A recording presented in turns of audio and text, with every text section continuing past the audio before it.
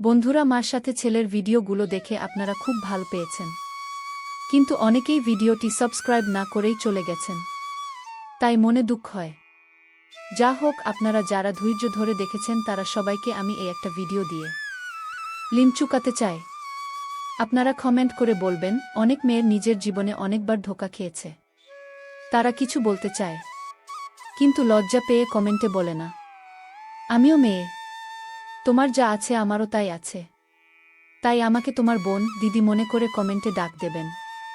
কথা না বাড়িয়ে গল্পটি আরম্ভ করি, চলুন। আমার ছেলের সাথে মিলে আমি কিভাবে কাজ করলাম, তাই ভিডিওটির মূল কথা, তাই ধৈর্য সহকারে গল্পটি শেষ পর্যন্ত দেখতে থাকো। আমি সিওর বলতে পারি, সম্পূর্ণ গল্পটি শুনলে তোমাদের ফোঁটা ফোঁটা বৃষ্টিতে নাচবে। জয় কলকাতার এক কলেজে পড়ে, তার বয়স 2-3 বছর। কলকাতাতে 4 বছর হোস্টেলে থেকে পড়াশোনা শেষ করে বর্তমানে একটা সরকারি চাকরি করছে। গত বছরই চাকরি পেয়েছে, আর এ বছর কলকাতার নিকটবর্তী একটা জায়গায় ট্রান্সফার হয়েছে। মাঝে মাঝে বাড়ি আসত, আর 3-4 দিন থেকে আবার ফিরে যেত। বাড়িতে জয় তার মা অমা দেবী থাকে।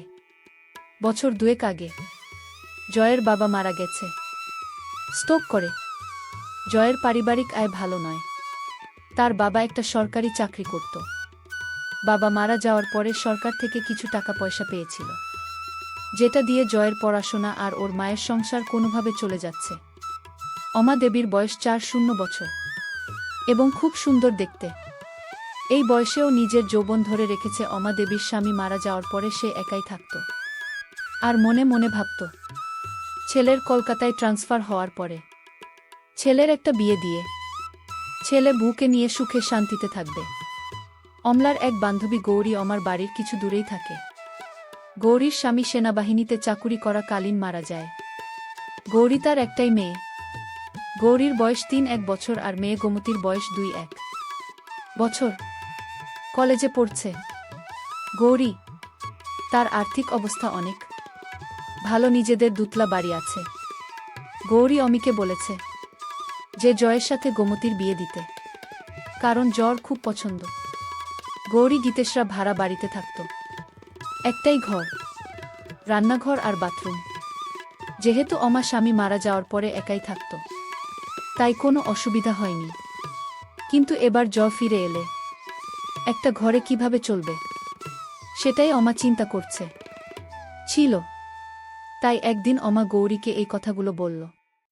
গৌরী সব শুনে বলল, অমা, তোকে তো আমি বলেছি জয় কলকাতায় ট্রান্সফার হয়ে এলে এক শুভক্ষণ দেখে তার আর গোমতীর বিয়েটা দিয়ে দেব, আর আমরা সবাই মিলে এই বাড়িতেই থাকব, এত বড় বাড়িতে।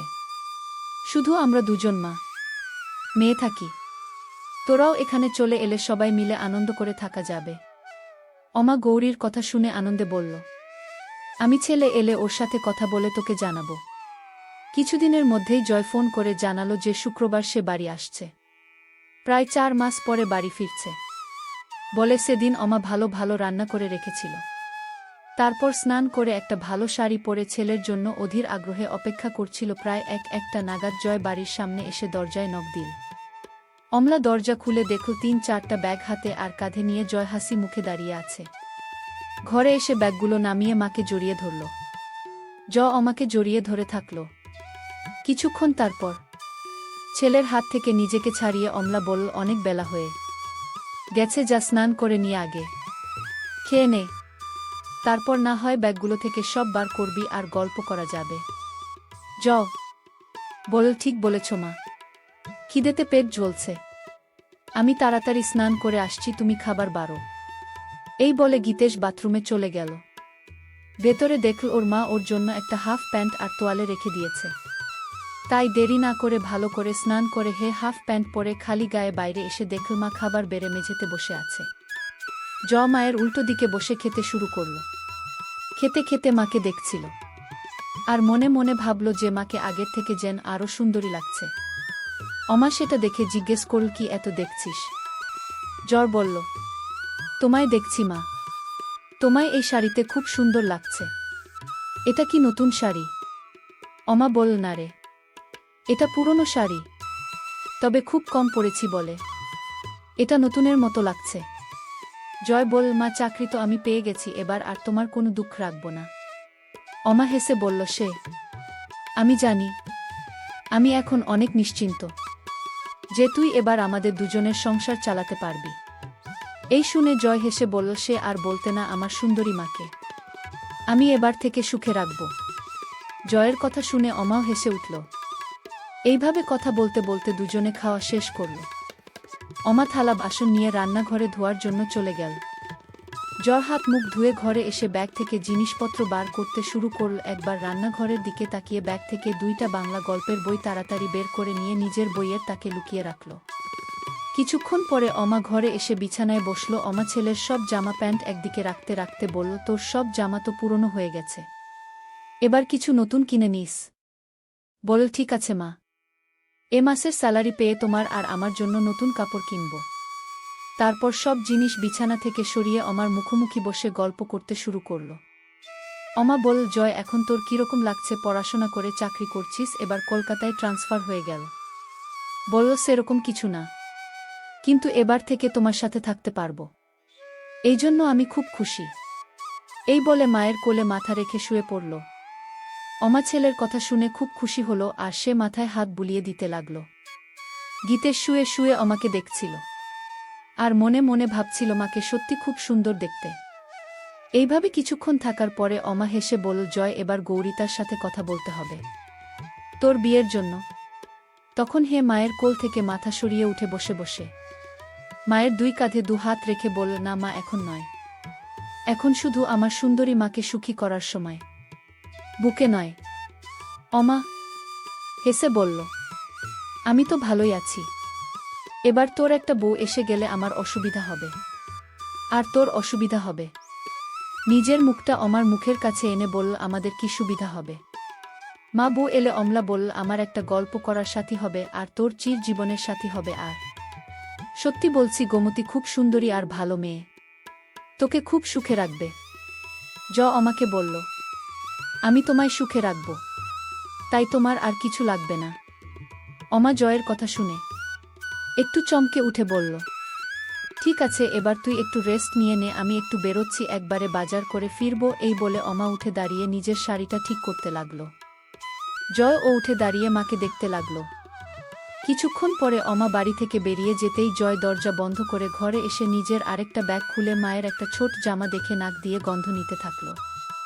গীতেশ হোস্টেলে থাকাকালীন বন্ধুদের পাল্লায় পড়ে এসব বই পড়া শুরু করেছিল। সব সম্পর্কের মধ্যে মা ছেলে নিয়ে এগুলো পড়তে বেশি ভালোবাসত। সেই জন্য 6 মাস আগে যখন বাড়ি এসেছিল তখন মায়ের একটা ছোট জামা লুকিয়ে নিজের সাথে নিয়ে গিয়েছিল। তারপর থেকে হোস্টেলে গীতেশ বই পড়তে পড়তে মায়ের ছোট জামা জড়িয়ে ধরে নিজেকে শান্ত করত। যেহেতু খুব ক্লান্ত ছিল, তাই মাকে চিন্তা করতে করতে কিছুক্ষণের জন্য ঘুমিয়ে পড়ল। তারপর কিছুক্ষণ পরে বাথরুম এগিয়ে পেচ্ছাপ করতে গিয়ে দেখল বাথরুমে মায়ের একটা ছোট জামা ঝোলানো আছে। অমা তাড়াহুড়ো সেটা সরিয়ে রাখতে ভুলে গিয়েছিল। পেচ্ছা করে ওটা নিজের নাকে শুকে বুঝল এটা মায়ের ব্যবহার করা সেটা। অমা ধুতে ভুলে গেছে। অনেকক্ষণ সেইটা নাকে নিয়ে গন্ধ শুকতে লাগল। এই গন্ধটা অনেক গন্ধের থেকে আলাদা। জয় নিজেকে আর কন্ট্রোল করতে না পেরে নিজের কাজ করতে লেগে গেল। প্রায় 1-5 মিনিট ধরে চলল সেই কাজ। তারপর সেটা যেখানে ছিল সেখানে রেখে নিজেকে পরিষ্কার করে ঘরে এলো। মনে মনে অপরাধ বোধ হচ্ছিল, কিন্তু ও এটাও বুঝতে পারল আজকে সবথেকে বেশি তৃপ্তি পেয়েছে। কিছুক্ষণ পরে তার পাপবোধ পরিবর্তন হল আর ভাবতে লাগল কিভাবে মাকে আরও কাছে পাওয়া যায়। এইসব ভাবতে ভাবতে সন্দেহ হয়ে গেল।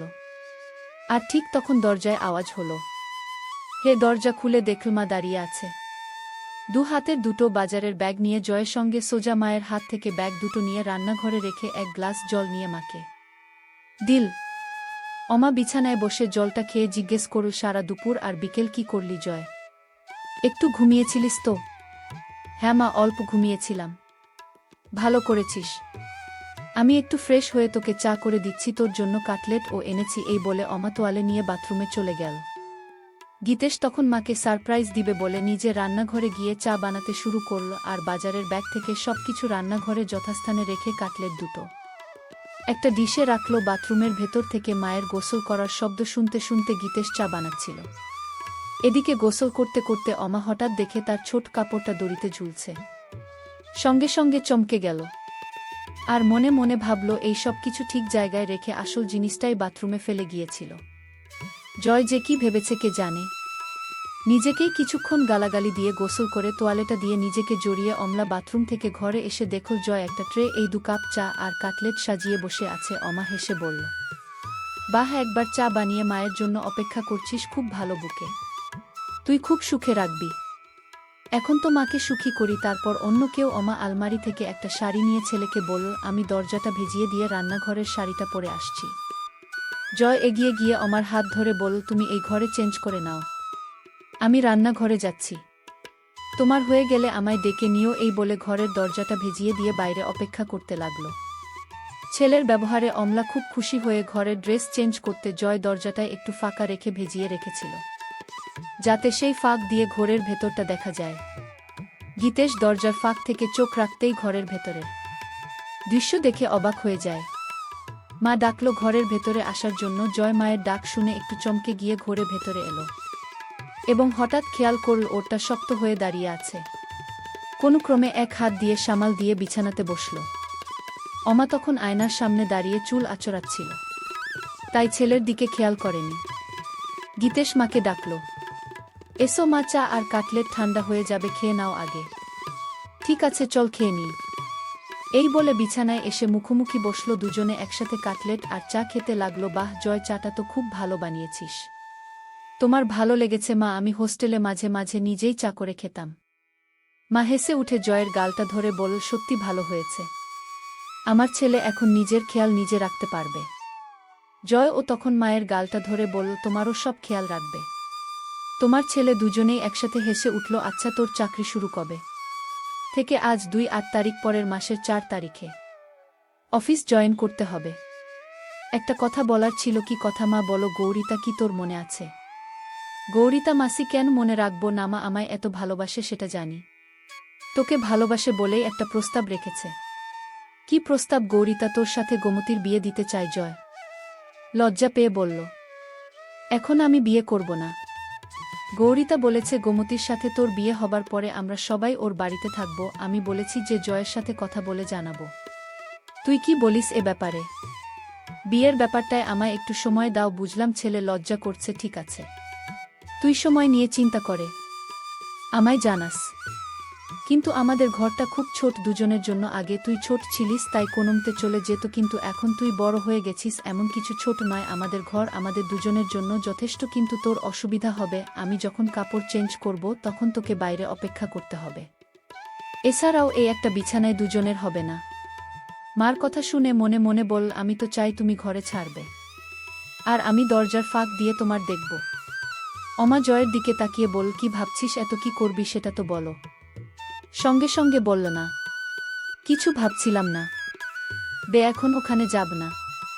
কিছুদিন চাকরি করে স্যালারি জমিয়ে তারপর না হয় যাওয়া যেতে পারে। ঠিক আছে, তোর যেটা ভালো মনে হয় সেটাই হবে। ঠিক আছে, তুই টিভি দেখ, আমি রাতের রান্নাটা করে নিই। এই বলে অমা চায়ের ট্রেটা নিয়ে রান্নাঘরে চলে গেল। টিভি দেখতে লাগলো, কিন্তু ভালো লাগছিল না। তাই রান্নাঘরে গিয়ে দেখল মা এক মনে গুনগুন করে গান গাইতে গাইতে রান্না করছিল। পেছন থেকে অমাকে একটু হামি দিয়ে জিজ্ঞেস করল, মা আজ কি রান্না করছো? অমা চমকে উঠে হালকা হেসে বলল, আজ ডিমের ঝোল, ভাত আর আলু পোস্তা। মায়ের কানে কানে বলল, তোমার হাতের রান্নার কোনো জবাব নেই মা। অমা নিজেকে ছাড়িয়ে নিয়ে বলল, এই দুষ্টু, এখন ছাড় আমায়, না হলে রান্না করতে দেরি হবে, হয়ে যাবে। আরও হামি দিয়ে বলল, আমার মিষ্টি মায়ের হাতের রান্নায় আমার মন ভরে যায়। অমা হেসে বলল, এবার যা এখান থেকে, আমায় রান্নাটা করতে দে। তখন ঘরে চলে এসে আবার টিভি দেখতে লাগল। প্রায় ঘন্টা পরে মা এসে ছেলের পাশে বসল। অমা পুরো ঘেমে গেছে রান্না করতে করতে। বলল, মা তুমি তো ঘেমে গেছো, শাড়িটা চেঞ্জ করে অন্য কিছু পরে নাও। ছেলের কথা শুনে অমা বলল, আমি ভাবছিলাম তুই কি ভাববি, তাই অন্য কিছু পরছিলাম না। অবাক হয়ে মার দিকে তাকিয়ে বলল, আমি আবার কি ভাববো? যাও চেঞ্জ করে নাও, আমি রান্নাঘরে যাচ্ছি। অমা বলল, আমি বাথরুম চেঞ্জ করে নিচ্ছি, তুই টিভি দেখো। এই বলে অমা বাথরুমে চলে গেল। জয় মনে মনে ভাবল, আরেকটা সুযোগ নষ্ট হলো। মাকে ওভাবে দেখার অমলা বাথরুমে গিয়ে নিজের গা ধুতে ধুতে রান্নাঘরে ওরকমভাবে জড়িয়ে ধরার কথা ভাবতে লাগলো মনে মনে। ভাবছিল কি তাহলে ইচ্ছে করে ওসব করছিল না, এটা হঠাৎ হয়েছিল, একটু চোখে চোখে রাখতে হবে, কারণ এই বয়সটা খুব খুব বাজে। এসব ভাবতে ভাবতে স্নান শেষ করে কাপড়টা পরে নিল। না থাকলে মাঝে মাঝে অমা এক কাপড়েই রাতে ঘুমাতো, কিন্তু এখন সেটা আর হবে না। এমনিতে অমলা খু আছো কেন? অমা নিজের ঘুমটা মুছে বলল, কিছু না বাবা, গরম করছিল তাই। তখন বলল, ঠিক বলেছ মা। আজ বন্ধুরা, আজকের জন্য একটু কি, আবার দেখা হবে।